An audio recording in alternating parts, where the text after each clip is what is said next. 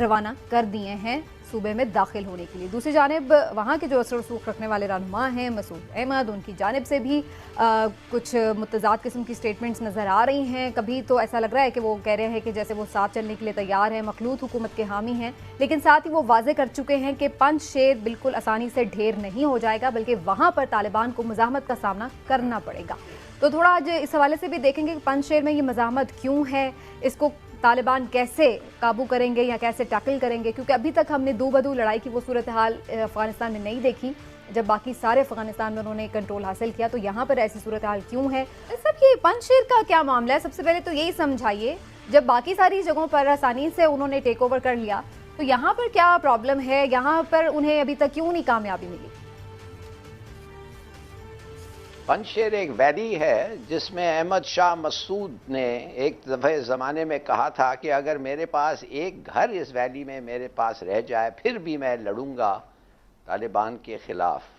اور تو یہ ان کا اڈا ہے، یہ ان کا گڑھ ہے، اور اس کو کوئی فتح نہیں کیا ابھی تک۔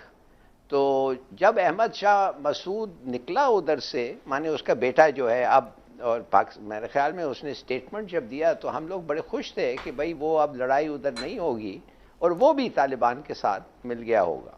مگر لگتا ہے ایسا ہے کہ کوئی کانٹرڈکشن سٹیٹمنٹس آ رہے ہیں تو شاید وہ نہ ہو۔ دیکھیے یہ جو رپورٹ ایک افغانستان سے یہ آیا ہے کہ ابھی امریکن ہوائی جہاز ہتھیار لے کے کابل ایئرپورٹ پہ لینڈ کر رہے ہیں اور وہی ہتھیار ہیلی کاپٹرز میں ڈال کے وہ نارتھ لے جا رہے ہیں، مانے پنشیر کی طرف۔ اب پنشیر جو ہے وہ ادھر وہی جگہ ہے جو یہ جو فروڈیا ہے، یہ کیا نام ہے اس کا، اتمر، یہ جو وائس پریزیڈنٹ تھا اور اپنے آپ کو کہتا ہے کہ میں اب پریزیڈنٹ بن گیا ہوں افغانستان کا، یہ اتمر ادھر پناہ لیا ہوا ہے۔ اتمر جا کے ان کو جوائن کیا ہے، اور مجھے فکر ہے اگر یہ رپورٹ صحیح ہے کہ کابل سے ایئرکرافٹ، امریکن ایئرکرافٹ کے ویپنز جو ہیں ہیلی کاپٹرز میں ڈال کے نارتھ جا رہے ہیں تو شاید ادھر ہی جا رہے ہوں گے۔ کیا امریکن ایک آپشن اپنے لیے کریٹ کر رہے ہیں کہ اتمر اور شاید یہ احمد مسعود کے ساتھ عمر صالح کی بات کر رہے ہیں انہوں نے اپنا ایک جو وائس پریزیڈنٹ تھے یہ عمر صالح، ہاں یس جی امراللہ جو بھی اس کا نام تھا، یہ تو ہمارا دشمن ہے نا، یہ تو غنی کا رائٹ ہینڈ مین تھا، دشمن ہے ہمارا، ہندوستان کا پروکسی ہے، پٹھو ہے۔ یہ آدمی اگر ادھر ہے اس وقت ہمیں پتہ ہے، کیا یہ ہتھیار اس کو جا رہے ہیں مدد کرنے کے لیے؟ یہ دیکھنا چاہیے، پتہ چل جائے گا، بہت جلدی پتہ چل جائے گا۔ دیکھتے ہیں جی اس کے اوپر کیا سچویشن ہوتی ہے۔ جی ہاں، اگر مسعود لڑا تو اس کے ساتھ لڑے گا، ٹھیک ہو گیا، میں یہ اس کی حمایت کرے گا۔ تو کیا واقعی ایسا کچھ خدشہ ہے اس چیز کا بھی؟ اور جو جنرلی ہم جس طرح سے افغانستان کی صورتحال پر بات کر رہے ہیں، ریٹائرڈ امجد شعیب صاحب نے ہمیں جوائن کیا ہے۔ جنرل صاحب، افغانستان کی سچویشن روزانہ کی بنیاد پہ چینج ہو رہی ہے۔ ابھی آج ہم پنج شیر کے حوالے سے تھوڑی گفتگو کر رہے ہیں، وہاں پر کچھ سچویشن ایسی کہ ظاہر ہے وہ بھی کنٹرول میں نہیں ہے طالبان کے، اور خبریں یہ آ رہی ہیں کہ انہوں نے کوئی جنگجو وہاں پر اپنے سینکڑوں کی تعداد میں روانہ کر دی ہیں۔ تو وہاں پر آپ کو لگ رہا ہے کہ کوئی خدا نخواستہ دو بدو جنگ کا خدشہ ہو سکتا ہے، اور وہاں پر اگر کوئی جنگ ہوتی ہے تو اس کو امریکن سپورٹ بھی مل سکتی ہے، جیسے کہ ہلالی صاحب نے خدشہ ظاہر کیا؟ بسم اللہ الرحمن الرحیم۔ جی بالکل، وہاں پہ نہ صرف امریکن بلکہ انڈین سپورٹ بھی ہوگی۔ اس کی بنیادی وجہ یہی ہے کہ یہ دونوں ملک جو ہیں یہ اپنے ہاتھ سے سب کچھ گوا بیٹھے ہیں، اور ان کی آخری امیدیں انہی لوگوں سے ہیں جو پنجشیر میں ہیں۔ پنجشیر کا علاقہ جو ہے یہ بڑا دشوار گزار علاقہ ہے، اور یہ نہ روسی اس کو فتح کر سکے تھے، نہ طالبان اپنے پہلے دور میں دے سکے، اور اس میں اگر دفاع کیا جائے تو بڑا مضبوط، تھوڑے لوگوں کے ساتھ بھی آپ مضبوط دفاع کر سکتے ہیں۔ تو ان کے پاس ذرا مسئلہ تھا ویپنز کا بھی، اور کچھ یہ فوجی جو اس علاقے سے گئے ہوئے تھے آرمی میں، وہ آرمی ابھی ان کی تتر وتر ہوئی تو وہ واپس پہنچ گئے ان کے پاس۔ تو مین پاور کچھ ان کو مل گئی ہے، سنا ہے کہ 6-7 ہزار لوگ ان کے پاس آ گئے ہیں، اور ان کو ویپنز درکار ہیں۔ تو کچھ ویپنز ہوں گے تھوڑے بہت، کچھ آگے مل جائیں گے۔ بھارت کی کوشش یہ رہے گی کہ کسی نہ کسی طرح وہ ان کو ایکٹیویٹ کرے، کیونکہ اگر طالبان کو نکال نہیں سکتے تو کم از کم کہیں انتشار اگر تھوڑا بہت ہو تو وہ بھارت کے مفاد میں ہے۔ امریکہ بھی جب نکلا تو ان کی کوشش یہی تھی کہ جب ہم نکلیں تو پیچھے ایک انتشار ہو. تبھی وہ آپ لوگوں کو کہہ رہے تھے کہ اپنے بارڈرز کھلے رکھیں, کیونکہ ان کو بڑی توقع تھی کہ بڑی خانہ جنگی ہوگی اور بڑے پیمانے پہ نقل مکانی کریں گے لوگ, لیکن وہ ہوا نہیں. تو ان کو جو سب سے بڑی, میں سمجھتا ہوں انہیں نکلنا تو تھا یہاں سے, خود تو امریکیوں نے جانا ہی تھا, لیکن جو سب سے بڑی مایوسی ان کو ہوئی ہے وہ یہی ہوئی ہے کہ یہاں پہ کوئی خانہ جنگی ہوئی نہیں. سول وار ہوتی تو سب کچھ پیسفلی کیوں ہو گیا؟ پہلی بات تو یہ ہے کہ میں جاننا چاہتا ہوں کہ ریکگنیشن سے یہ ہم کیوں گریز کر رہے ہیں. مجھے ایک آدمی بتائیں نا, ایک وجہ بتائیں. کہتے ہیں جلدی نہیں. کیا مطلب جلدی نہیں؟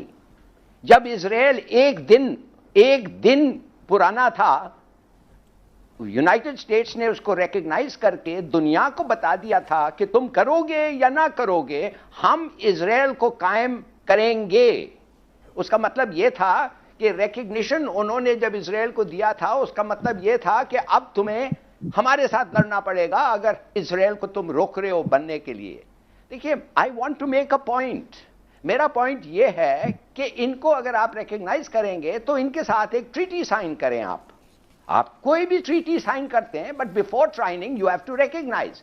اب اس کے بعد جب ہندوستان جا کے کسی سائٹ کو مدد کرے گا, ان کو ہتھیار دے گا, ان کو جو بھی کرے گا, تو ہم اس کو پتا ہونا چاہیے کہ ہم جو ہیں چھپ چھپ کے نہیں کہ امریکنوں کی طرح وہ پیچھے سے کچھ یہ دے دے. ہم کھلا کہتے ہیں کہ یہ لیگل گورنمنٹ کو ہم ریکگنائز کرتے ہیں, تم لوگ اس کے خلاف سازش کر رہے ہو اور اس لیے ہم ان کو مدد کریں گے. کچھ بھی ہو سکتا ہے. یو کوڈ سینڈ ٹروپس, اگر وہ چاہتے ہیں ٹروپس آنے, یو کین سینڈ ٹروپس. امریکنوں نے بھیجا نا.